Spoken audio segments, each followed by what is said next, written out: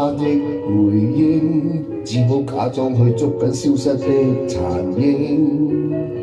我就算未確認，我亦構想過程，淚水與此刻很安靜。他只喜歡當旁聽，不甘心的我但是無人來決認。説話未曾講，孤獨心聲，是我太理性，或是未夠清醒。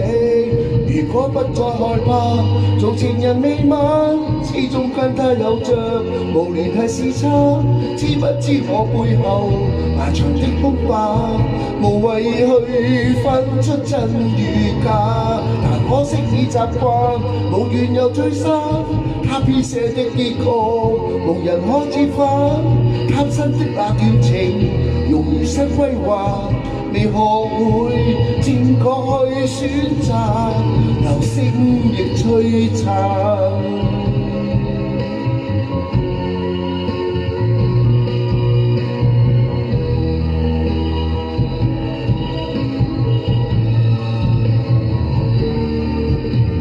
他只喜歡當旁聽，不甘心的愛，但是無人來決定。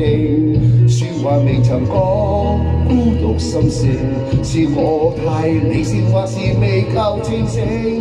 如果不再害怕做情人未晚，始終跟他有着無聯繫時差，知不知我背後漫長的空白，無謂去分出真與假。但可惜已習慣，無緣又聚散，他編寫的結局無人可折返。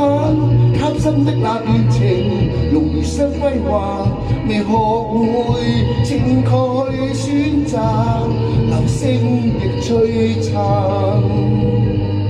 如果不再害怕做情人未晚，始終跟他有着無聯繫時差，知不知我背後漫長的空白，無謂去分出真與假。但可惜已習慣，無緣又聚散，他編寫的結局無人可折返。